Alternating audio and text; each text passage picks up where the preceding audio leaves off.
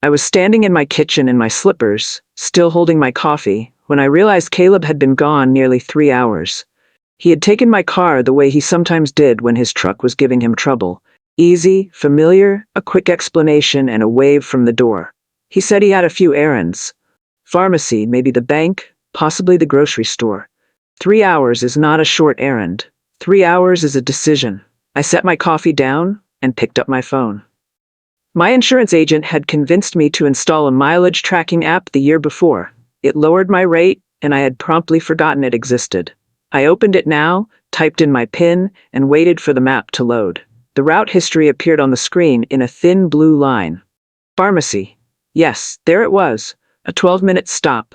I recognized the address. Then the line continued. The next stop was not the bank. It was not the grocery store. It was a facility across town I had heard about twice before. Once in a news segment, and once from my daughter Paula, who had mentioned it offhandedly the previous spring in a conversation that I had not thought much about at the time. Willow Ridge Senior Living. The car had been parked there for 47 minutes. I stood in my kitchen at 74 years old, in my slippers, with my phone in my hand and the blue line on the screen, and I felt something shift inside me. Not anger yet, something quieter and more unsettling. The specific feeling of understanding that something has been happening around you for a while that you were not meant to see. I put the phone in my pocket. I went and sat down at the kitchen table. I waited for Caleb to come home. My name is Helen Mercer. I am 74 years old, and I have been widowed for 11 years, and until that afternoon, I believed I understood the difference between family love and family management. My husband Ray and I paid off our house together. We did it the slow, honest way.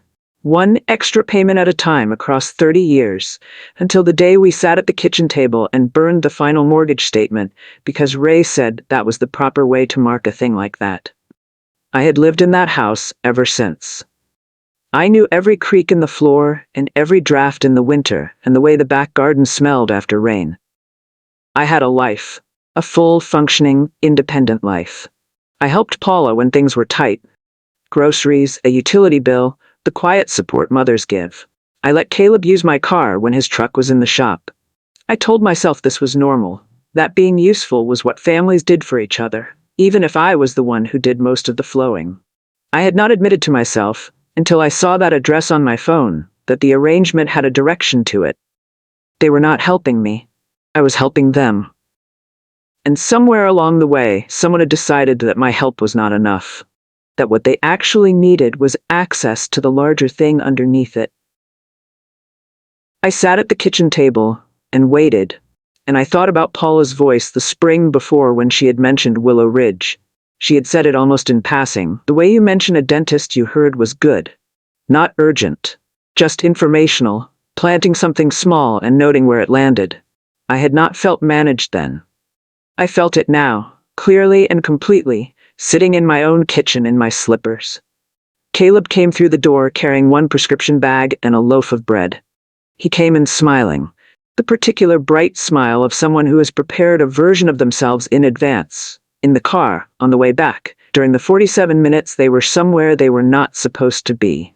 The smile was a little too ready, a little too warm. Set the bread on the counter and held up the bag and said the pharmacy had been backed up. Sorry it took so long. I looked at him for a moment. Then I asked him why my car had been parked at Willow Ridge Senior Living for 47 minutes. The smile didn't disappear immediately. It held for exactly one beat too long. The beat where a person's brain catches up to the situation. And then it did what unprepared expressions do. It emptied out. Just for half a second, just long enough for me to see that there was nothing underneath it, except surprise at being caught. He recovered quickly. He said he had been looking around for a friend's grandmother, who was possibly going to need a place, and he had just stopped in to pick up some general information. He said it casually, with the practiced lightness of someone who has learned that the best lies travel easiest. I looked at him for another moment. I am 74 years old. I have been listening to people explain themselves for most of those years, and I have learned to hear the specific frequency of a story assembled on short notice. It has a particular quality, Too smooth in some places, too vague in others, like a table that has been refinished recently and still smells of it. I said that was fine. I thanked him for the bread. I did not let him see anything on my face at all. That evening I called my daughter Paula, expecting her to be as surprised as I had been. Paula answered on the second ring. I told her where the car had been. I told her about the 47 minutes. I told her about Caleb's explanation and why it had the particular shape of something assembled rather than remembered. I said I needed her to tell me what was going on. There was a silence on the line. Not the silence of someone caught off guard, but the silence of someone organizing their response. That distinction matters. Surprise produces a different silence than preparation. This one lasted about 4 seconds, which is enough time to decide on a tone. When she spoke, she used the voice. I recognized it immediately. It is the voice adult children develop for the conversations they believe they are managing. Soft, careful, slightly patient, with a layer of concern underneath that is designed to make you feel like the one causing the problem. She said she didn't want me to make this into a big deal. She said they had only been gathering information. Not that Caleb had been gathering information. Not that she was sorry he had been there, or that she understood why I was upset. We were. That word sat in the silence after she said it like something heavy placed on a table. I stayed very calm. I said I understood. I said I would talk to her tomorrow. I said goodnight, and I hung up the phone, and I sat in my kitchen for a long time with the lights on and the sound of the house around me, thinking about that word. It meant she had known. It meant she had sent him, or agreed that he should go, or had been part of the plan that included the 47 minutes I was not supposed to know about. It meant this had not been Caleb acting alone out of some misplaced concern. It meant I had been planned around. I got up and checked the locks on the doors. I found the brochure that same evening. I had gone out to bring something in from the car and noticed the side pocket of the door had something folded in it. I pulled it out, expecting an old receipt or a parking stub, the kind of minor clutter that accumulates in cars without anyone noticing. It was a Willow Ridge senior living brochure, folded in half, the way people fold things they intend to throw away and then don't. Glossy cover, soft photography of a common room with wide windows and residents arranged in comfortable chairs. I opened it. My name was written across the top in Paula's handwriting. Not printed, not typed, written in her particular slant in the blue ink pen she always used. Beneath my name, in the same hand, was a note that said, "Ask about memory support wing." I stood beside my car in the driveway in the cool evening air and held that brochure and looked at those words for a long time. Memory support wing. Not the standard apartments. Not the independent living section with its cheerful photographs of people tending small gardens. The memory support wing, which is what facilities call the part where the doors have keypad locks and the residents cannot simply decide to leave.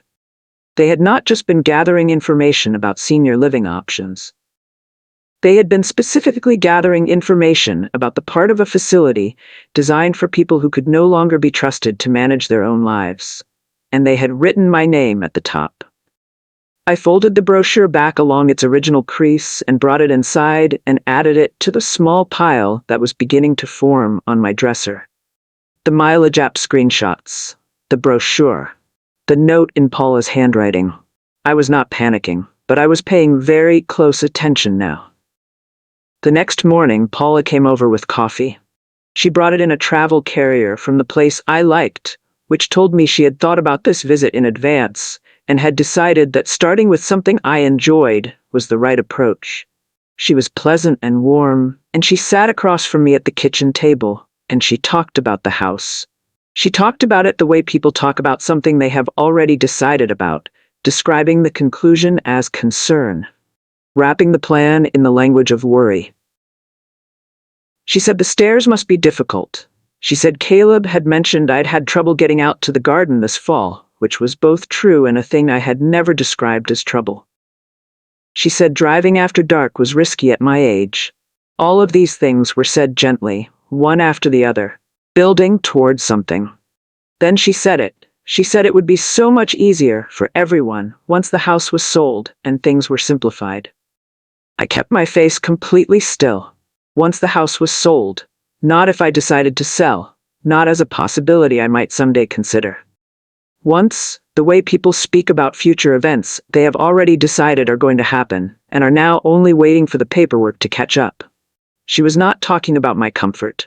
She was not talking about the stairs or the garden or the driving after dark.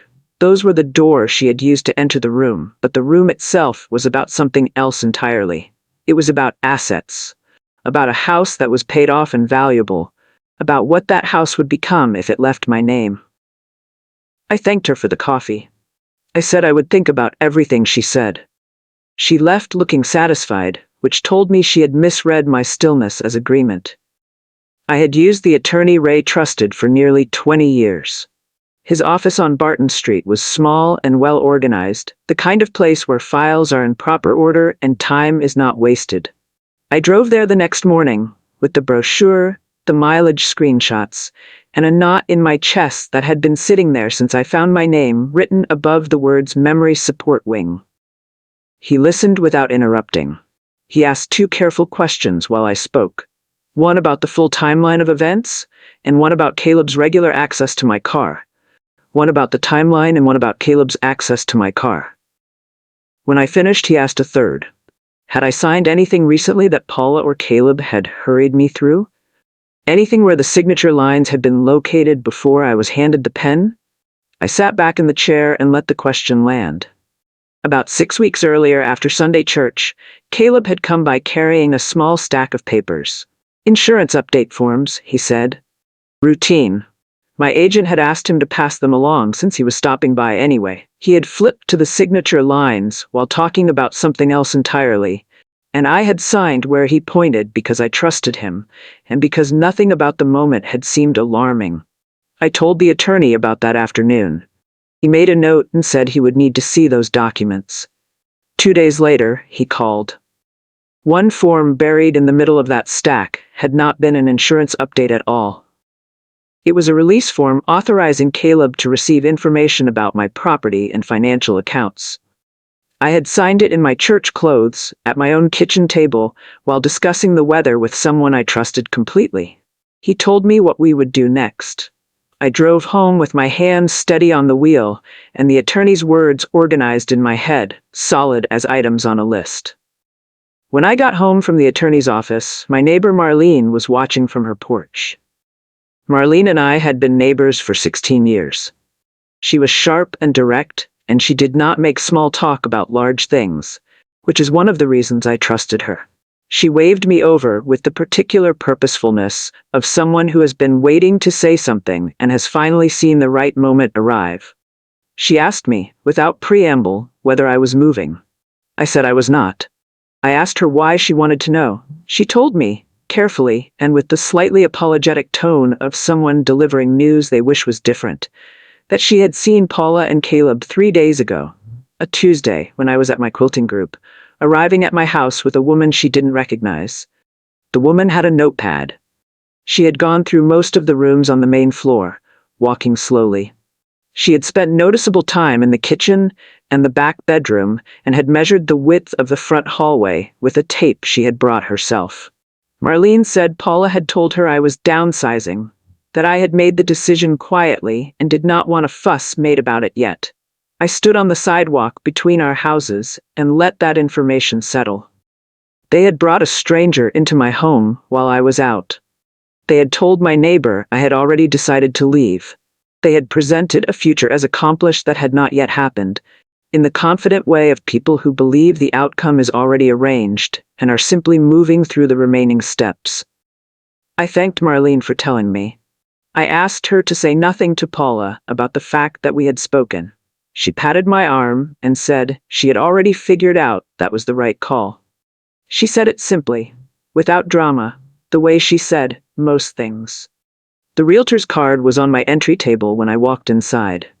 Tucked partway under a stack of mail, angled the way things are placed when someone wants them discovered eventually but not immediately.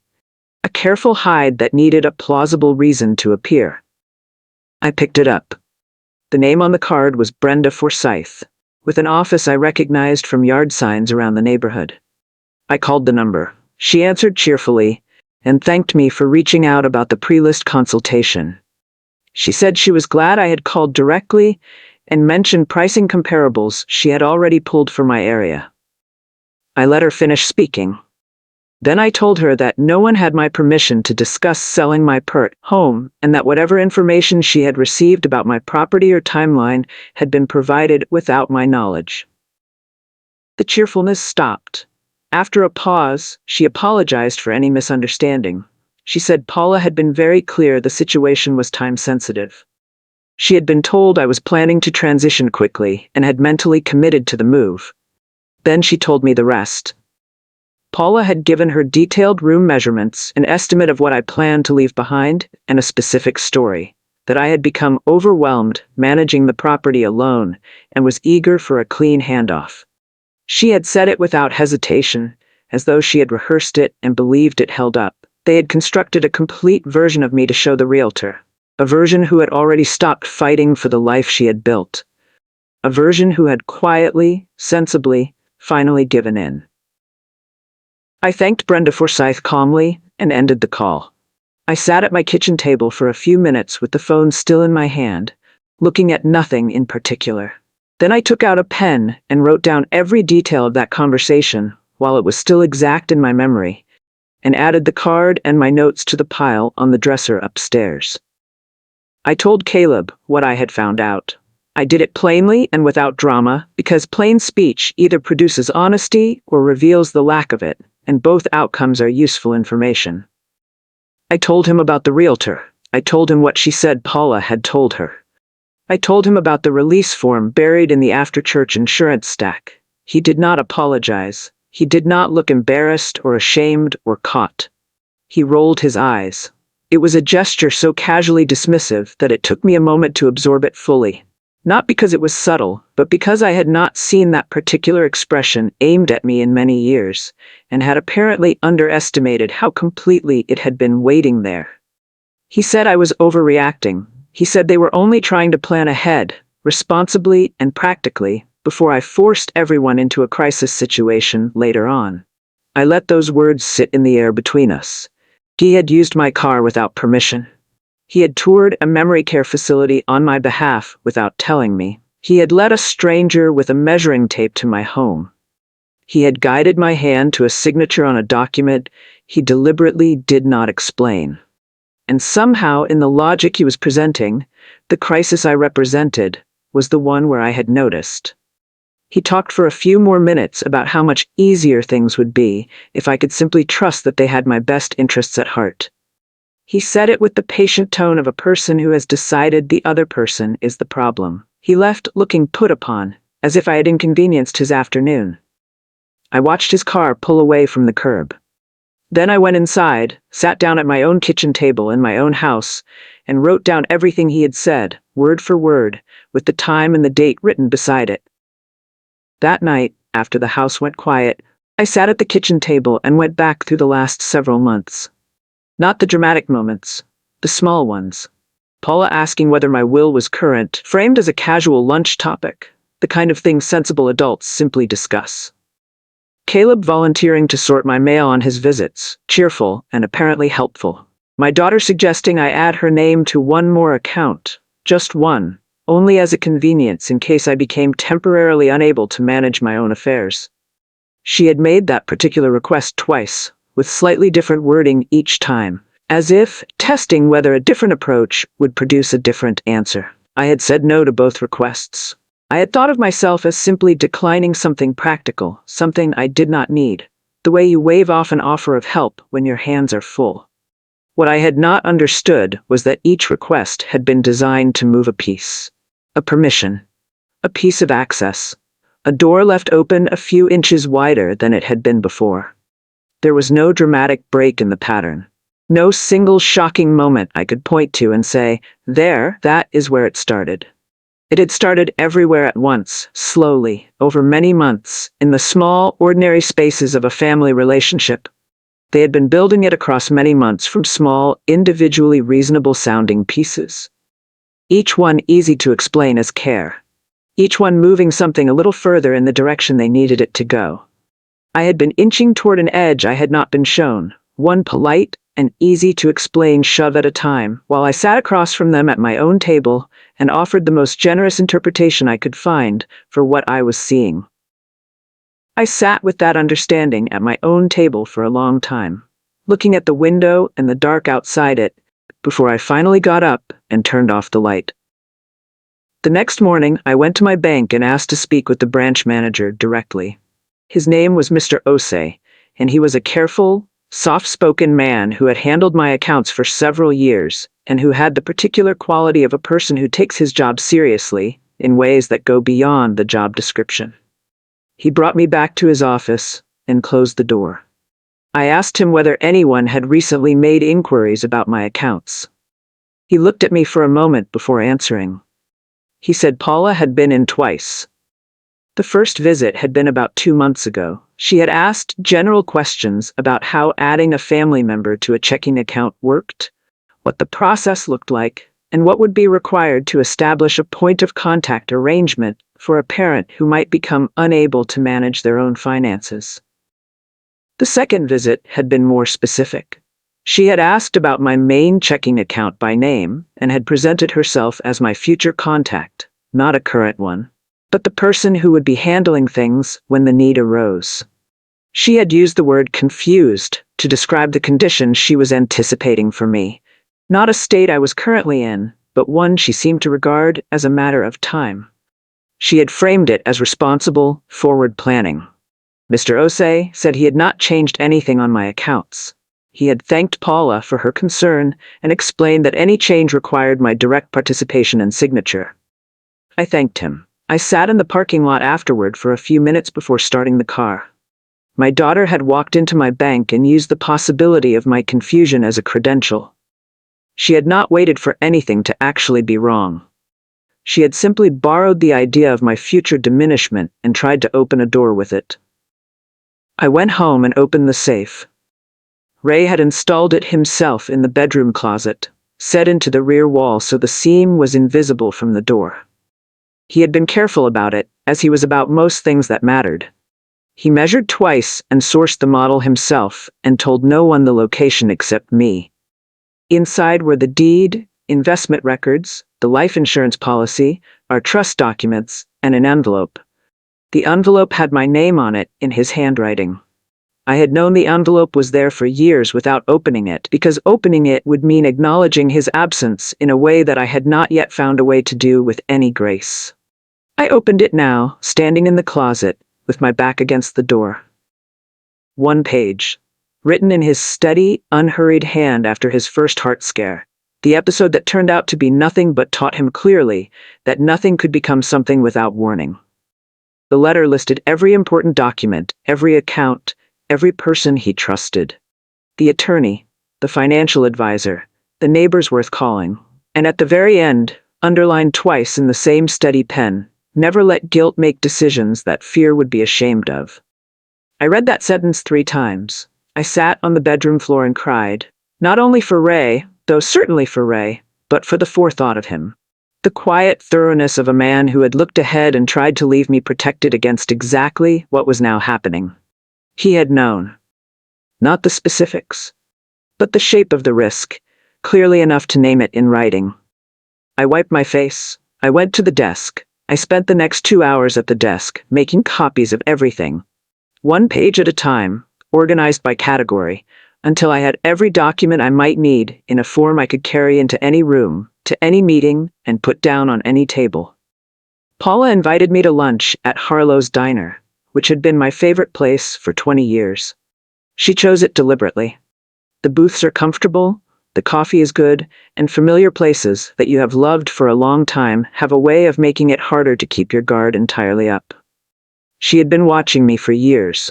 She knew what the right setting could do. I went partly to give her a genuine opportunity to be honest, because she was still my daughter, and I was not ready to stop giving those opportunities.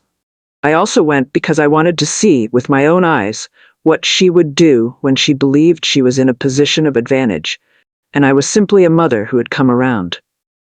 She waited until after the coffee arrived.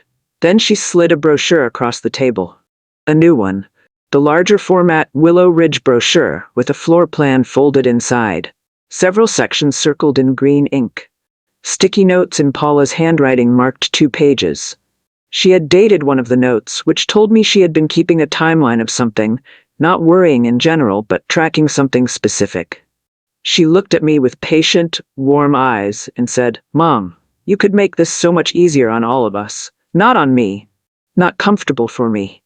Not what I might want or choose. On all of us." As though my cooperation had been a courtesy I was withholding. I looked at the brochure. I looked at her face. I picked up my coffee and took a slow sip. I said I would think about it and was glad she had brought it. When I got up to use the restroom, I left the brochure on the table. When I came back, she had tucked it quietly into her bag. She did not want to risk leaving it behind with me. I drove home and called my attorney from the car before I reached my street. My attorney did not waste time. Within a few days of our last conversation, he had made some calls and done what careful attorneys do when they believe a situation is more complicated than it appears on the surface. He pulled county court records. He looked at filings attached to Caleb's name, and then when those led somewhere, the names connected to them. He called me in to sit down for this part. Caleb had taken out a private loan about 14 months earlier. The amount was significant relative to his income, and the terms were the kind that compound quickly when payments fall behind, the kind where the lender's patience has a specific, documented endpoint. The loan had been in default for several months. The lender had issued a final demand notice approximately 2 weeks before the Willow Ridge tour. Paula had quietly co-signed a portion of the original loan. She had not told me about the loan. She had not mentioned the default. She had mentioned Willow Ridge in passing the previous spring. Around the time, I now realized, that Caleb's repayment schedule had first started slipping. The timeline assembled itself cleanly on the table between us, with the particular clarity of things that have been hidden and then found. They were not trying to move me to a safer place, because the stairs were dangerous, or the garden was too much, or I was struggling with the drive after dark. They were trying to access the value of my house before Caleb's debt came fully due. Before the lender's demand escalated into something that required a real answer. I had not been a mother they were genuinely worried about. I had been the most convenient available solution to a financial problem they had been carrying for over a year without telling me it existed. A problem I had been indirectly funding every time I handed over my car keys or signed a form at the kitchen table without reading it. I drove to Willow Ridge myself. I am not entirely certain what I expected to feel walking through those doors. Perhaps I thought seeing the place in person would clarify something, give the threat a physical shape that the brochure and the mileage app hadn't quite managed to produce.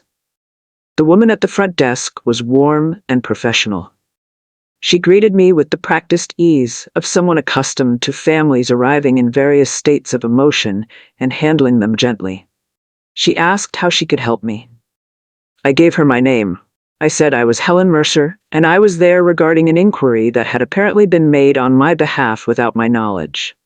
Something shifted in her expression. Not dramatically, she was composed and professional. But something adjusted in the way a face adjusts when a name carries unexpected information. She recovered quickly. She said it was lovely to meet me and asked whether I was interested in scheduling a tour. I told her I thought perhaps a tour had already been arranged on my behalf. Another shift. Smaller this time, more controlled. After a brief pause, she said she owed me an apology. She said that 2 people matching the description of my daughter and grandson had visited about 3 weeks earlier and had spent considerable time on the property. She said they had asked detailed questions about room capacity, deposit requirements, what timeline looked realistic for a placement, and which furniture from an existing home typically fit most comfortably into the standard unit. She said they had discussed the memory support wing in some detail. She said they had been very specific about the name of the future resident. I thanked her for telling me. I walked back to my car and sat in the parking lot for a few minutes. They had already chosen my room. I told one person outside my attorney's office what was happening. Her name was Ruth, and she had been my friend for 30 years. We had met in the same church choir in our 40s and had been honest with each other ever since, in the way that long friendships allow, plainly without cushioning, because the truth delivered gently between old friends is still the truth. I told Ruth what I had found, all of it. The car, the app, the brochure with my name on it, the realtor, the bank, the trust documents, the loan, the timing. She listened all the way through without interrupting, which is one of the things I most value about her. When I finished, she was quiet for a moment. Then she told me something I had not known. She said Paula had been talking about me outside the family, to church members, to mutual friends, to a neighbor whose name I recognized from our street. The tone of these conversations was quiet and concerned. She was saying I had been slipping lately, that she was worried, that I had been getting confused and needed watching, that she was doing what she could, but it was becoming a lot to manage. She had not said these things to me. She had said them around me, building a version of me in the minds of people who would hear my side of the story eventually, so that when I spoke, the words would already have a frame around them. A frame that said fragile, confused, unreliable. She had not been building a support plan for me. She had been building a reputation. A soft, quietly circulated, concerned story about my decline that would arrive in the minds of everyone I might eventually speak to before my own words could. I thanked Ruth. I asked her to come to dinner on Sunday. I made the invitation carefully, thinking through the tone of each call before I made it. I called Paula first and said I was having a small Sunday dinner. Nothing elaborate, just the family together, because I had been thinking and I wanted to spend time with people I loved. I kept my voice warm and easy, the tone of a woman who has worked through something hard and arrived somewhere quieter. She sounded relieved in a way that was almost audible. The tension that had been present in every call for a week released immediately. She said she would be there and she would bring something for dessert. I called Caleb next and said the same thing. He made a small joke about me finally coming around, delivered with the easy, unguarded confidence of a man who has decided the difficult portion is finished, and what remains is only formality. I laughed in a warm and entirely genuine-sounding way and said I would see him Sunday. Then I called my sister Vera, who was fair and practical, and whose judgment I trusted completely. I called Ruth. I called Marlene from across the street. I called two cousins who were close enough to the family to understand the weight of what they might be witnessing. Each of them I spoke to privately before Sunday, and shared one specific piece of what I had found. Enough so they understood the nature of what was coming. Not so much that anyone present at the table could later be accused of having been prepared or coached in advance. Paula and Caleb were arriving at my house believing that my week of quiet had been softening, that silence meant adjustment, that they had only to show up and collect whatever ground had already been prepared. They had both mistaken my silence for surrender. That was exactly what I had needed them to believe. Before Sunday, I assembled everything into a single folder. The mileage app screenshots, printed in full color with the timestamps clearly readable and the route line legible from across a table. The Willow Ridge brochure from my car door, my name at the top in Paula's handwriting, the note about the memory support wing sitting plainly below it. The second brochure from the diner lunch, which I had photographed on the table before standing to leave. The realtor's business card with my handwritten notes from our phone call on the back. A written summary of my conversation with Mr. Osei at the bank, including the dates of Paula's 2 separate visits and the specific language she had used on each occasion.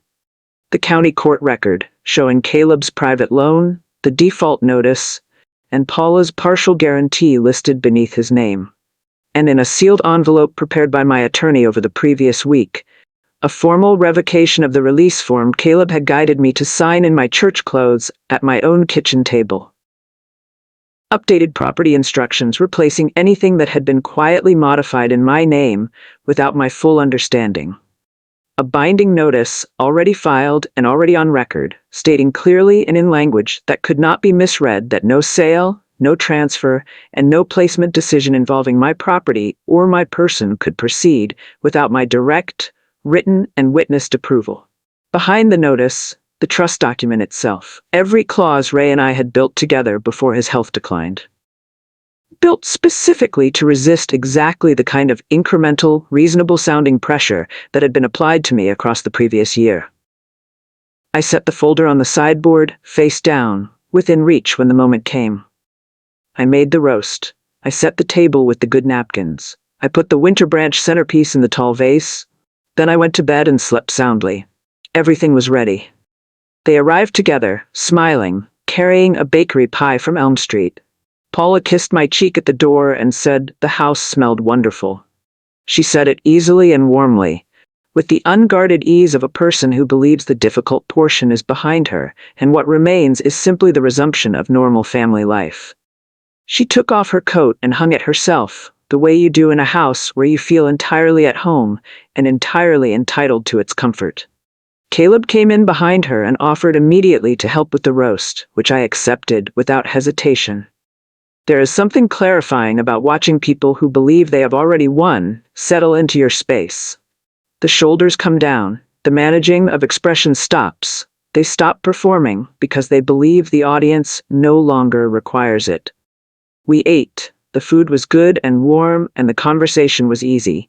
Marlene was quietly observant in the way she always was. Ruth sat with the particular stillness she gets when she is listening for something beneath the surface of what is being said. Vera made appropriate, pleasant conversation and kept her eyes moving across the table without appearing to do so deliberately. After dessert, when the plates were mostly cleared and the coffee was poured, and the room had the comfortable looseness of a meal well finished, I stood up. I picked up the folder from the sideboard. I stood at the head of my own dining room table in my own house, and in a pleasant and completely even voice, I asked Caleb to explain to the room why my car had been parked at Willow Ridge Senior Living for 47 minutes on the afternoon he told me he was running errands. The table went very quiet. Caleb looked at me. Paula looked at Caleb. Neither of them spoke. I opened the folder. Caleb tried confidence first. The brisk, slightly impatient confidence of someone who has decided that walking fast and sounding certain is the best route through a difficult room. He said, I must have misread the app. These things glitched all the time. Everyone who used them knew that. He said his own phone regularly showed wrong locations for long stretches, and it never indicated anything real. He said I was probably reading cached data from an old route. He delivered each explanation cleanly, one after the other, with the particular smoothness of a person who has decided that moving fast and sounding certain will be sufficient to carry them through. I took out the printed screenshots and laid them on the table facing outward, so that every person present could read them without being handed anything. The blue route line, the full address, the timestamp, 47 minutes, precisely dated, attached to my car and to no one else's. I gave a copy to Vera. I gave a copy to Ruth. Then I set the Willow Ridge brochure from my car door next to the screenshots. My name at the top in Paula's handwriting. The note about the memory support wing below it. I turned it toward Marlene and asked whether she recognized the woman who had come with a portfolio to my house on a Tuesday afternoon when I was at my quilting group. She said yes. I showed her the realtor's business card and asked whether the name matched. It did. The room had changed by this point without anyone commenting on it. There is a specific quality to a room where people are independently arriving at the same conclusion without being directed. Liars can generally survive a single direct accusation. They can push back against one thing. They begin to come apart when the room around them starts doing the arithmetic quietly and without being asked, arriving at its own conclusions independently. Caleb looked at the table. Paula looked at her hands. Paula recovered first. She said she was sorry. She said she had been overwhelmed and frightened and had only ever wanted to make sure I was safe and not managing everything alone. She said she should have come to me directly from the beginning, and she hadn't. And she was genuinely and deeply sorry for the way things had unfolded. Her voice was shaking in the way voices shake when real emotion and real fear are moving through the same person at the same time. And I believed the sorrow. I believed it was genuine. The sorrow of a person whose private plan has walked fully into a room of people who matter and has refused to remain manageable or small. But then the fear became louder than the careful management she had been maintaining since she walked through my door. She said, "What were we supposed to do, Mom? Wait until something happened and lose the house to taxes or nursing care?" She said it as a defense, as the honest underlying logic she had been managing carefully for many months and had now simply released. The table went absolutely still. Not the word me, not my safety or comfort or peace of mind. The house. Somewhere behind me the refrigerator cycled on. Its low hum was the only sound in the room for a long moment. Paula heard herself. I watched her understand what she had just said. The specific, recognizable expression of a person who has realized that something they said out loud cannot be called back, cannot be reframed, cannot be made to mean something other than what it means. She began to speak again. I raised my hand, just slightly, a small and steady gesture, and she stopped. The room continued to hold those words in the air above the dinner table. The house, not me. The house. I told them what they did not know. I told them because I believe, from long experience, that when something important has happened, it deserves to be named clearly and in full. Not as punishment, not to perform anything in front of the people sitting around the table, but because clarity is the only reliable way to prevent the same attempt from returning later in a slightly different form, with slightly different framing. I told them about the trust. Ray and I had set it up years earlier, before his health began to decline in earnest, on the recommendation of our attorney, who had been advising us for nearly 2 decades. It was a living trust, specific and carefully detailed, designed to address exactly the kinds of circumstances that had been building around me over the previous months. The house was protected. It could not be sold under pressure or transferred through manufactured urgency or accessed through a gathering where the right papers happened to be nearby. There were no shortcuts. The house was mine for as long as I chose to live in it, fully and without condition. Any eventual change required my direct, present, witnessed, attorney-confirmed participation at every single step of a deliberately slow process, one that had been designed from the beginning to resist exactly the kind of incremental, polite, carefully phrased pressure that had been brought to bear on me. I watched Caleb's face. The color left it the way light leaves a room when the switch is thrown. He had been building something across 14 months, a sequence of steps, a financial solution to a problem he had never once mentioned to me. Every step of that structure had just been shown to rest on a foundation that did not exist and had never existed. Paula looked as though the floor had shifted. Neither of them spoke. I folded my hands on the table and waited. Just as the room had settled into its new stillness, Caleb shifted. He set aside the deflated version of himself and replaced it with a harder one. Louder, more aggressive. The specific version that emerges when credibility has fully failed and a person makes the decision to substitute force for the ground they have lost. He said I was making this into something larger than it needed to be. He said one poor decision in judgment did not deserve a full family gathering turned against him at his grandmother's table.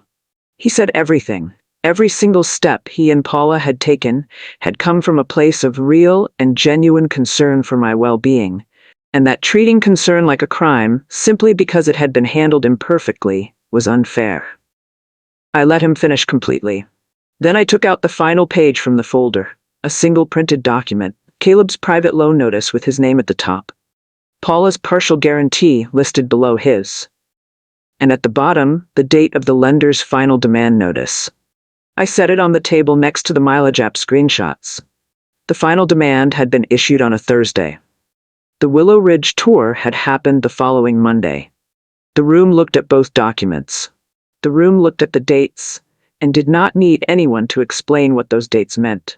It was not a frightened decision made from love.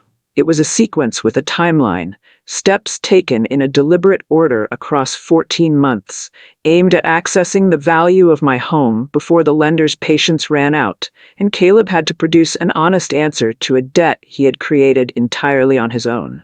Paula covered her face. I watched her shoulders and felt something complicated that held pieces of grief and anger in roughly equal measure. No one moved toward her. I did not explain myself further to anyone who hadn't been in that room. I had my locks changed by a locksmith I called myself on Monday morning. I formally revoked every permission, access, and authorization that had accumulated in Paula and Caleb's names over the previous year. The release form Caleb had slipped into the after-church insurance stack, the informal banking arrangements, the spare keys. All of it. My attorney filed the appropriate notices and updated my estate documents so that everything was current, clearly stated, and resistant to being moved by pressure or urgency or guilt. I hired a college student named Levi for the heavy outdoor work 2 mornings a week. He was reliable and did not make me feel like a problem. I built a support system on my own terms, people who were there because I had chosen them, not because they had positioned themselves. Paula lost access. Not necessarily forever, but completely for now. Caleb had to address his debt with his own resources. That was the natural result of a problem he had created without me and tried to solve at my expense. I understood it was genuinely difficult. That difficulty was his to carry. Both of them had to carry the knowledge that Vera and Ruth and Marlene had been sitting at that table, that the people who mattered in my life had been present for the full accounting of what had been attempted. About a month later, Caleb knocked on my door. He said he had been thinking and asked if we could start fresh. I looked at him through the screen door for a moment. Then I said what was true in the calmest voice I have ever produced. You did not take my car to run errands. You took it to rehearse my disappearance. I told him that was the last favor he would ever receive from me. Then I closed the door and went back to my kitchen. If this story hit you somewhere deep, if you've ever been underestimated by the people who were supposed to protect you, or if you know what it feels like to have your voice taken away by someone who smiled while they did it, then you already know why Brooke's story matters. This is the kind of story we tell here. Real stakes, real consequences, real people who refused to fold. Subscribe and turn on the notification bell so you never miss the next one, because the stories coming are even more powerful than this one, and you don't want to be the last person to hear them.